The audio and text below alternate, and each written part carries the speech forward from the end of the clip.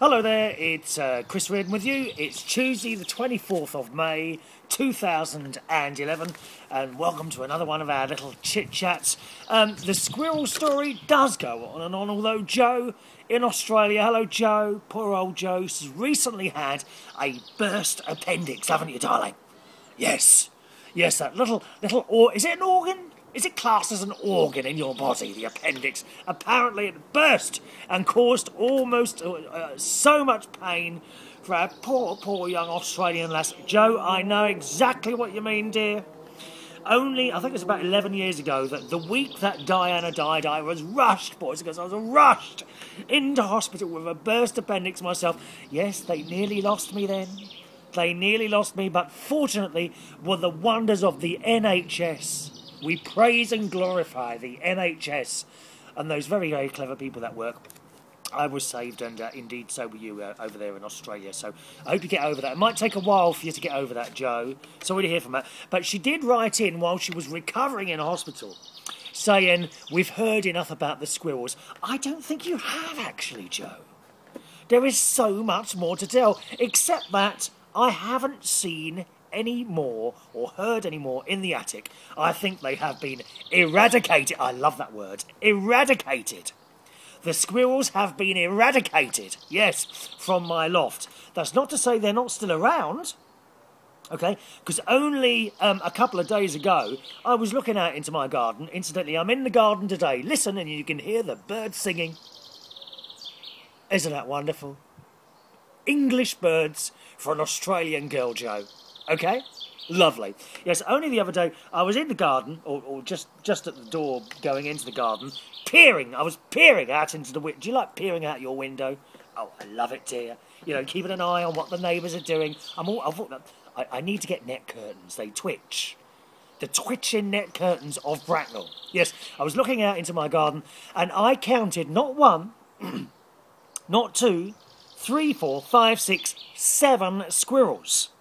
Yes, boys and girls. And they were travelling from one tree in my neighbour's garden. They travelled along my back fence, over my shed, along another part of the back fence, and then jumped onto the tree on the other side of the garden. Or just outside the other side of the garden. Shocking. 7 squirrels, boys and girls. Little family. Oh, bless them all. I looked at them with my beady eyes and I thought, oh, I'd like to catch a few of those. Or shoot them down. Bang, bang. As they go along. 7 of them. A family. But since that day, and that was 3 days ago, I haven't seen any more. I haven't seen any more. Do you know how many? Do you know how many squirrels we got in the end? 6. Unbelievable. Caught and disposed of. 6. You know, you just wonder how many there are around here. But since those 7 squirrels, I haven't seen another squirrel anywhere. How strange. Do you think they know that this garden is now dangerous for squirrels?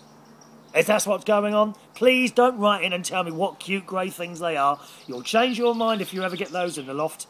So Joe is a little bit fed up with the squirrels. I think we're running out of things to say about them anyway. You know, because they're not here anymore. So thank you for the email, Joe. Terrible, worrying news yesterday I had, boys and girls. I got up in the morning, okay? Now, usually, I get up out of bed, I go straight downstairs, in the kitchen, and my cat, Katie, is waiting for... I don't know where she is today. Katie! She might make an appearance in the garden today, I don't know. Katie! Anyway, so I got into the kitchen, and no cat. Now, immediately I was worried because she's always there, first thing in the morning, purring. I'm not quite sure if she waits there to see me or she just wants her breakfast. Not sure. Nevertheless, she wasn't there. So I looked around. Katie, no cat. Looked out into the back garden, no cat. In the front garden, no cat. I was already concerned, boys and girls. Not a good start to a day, really. Already concerned that my cat was not there. So, I had breakfast, I had a cup of tea, I thought maybe she's here now, went back into the kitchen, no cat. Now I am very concerned. She is always there within a few minutes of me getting up. So I've gone out into the back garden, unlocked all the doors, and the security systems that we have here was, oh yeah, we're surrounded by cameras and you know, 10-metre razor-sharp fence here. Have I got valuables? No, there's no valuables, but someone might try and steal my pussy. We can't have anyone trying to steal my pussy. I mean, what would they do with it, you naughty people? I know what some of you would like to do to my pussy, I know. Anyway, so I looked and searched high and low, and I thought, I don't know where this is, and I put a little message on Facebook, I am concerned, my cat is missing. I immediately got an immense amount of messages saying, oh, hope you find her, Chris, and other people telling me not to worry, and someone else telling me that not to worry, but it was the summer, and they do tend to go for long walks. Did you know that? I know she goes for a long walk at night, doesn't she? Yes, not usually that time of the morning. And then I went back and I realised that last night, when I came back from work, I got in, put my bag and things there, and then I looked for my wallet with my wages and credit card in, couldn't find it anywhere. And I remember the cat being there. She was in the kitchen with me at the time. I then remember going back to the garage, looking for my wallet, couldn't find it in there, in the car, you know, just did a quick look at the car.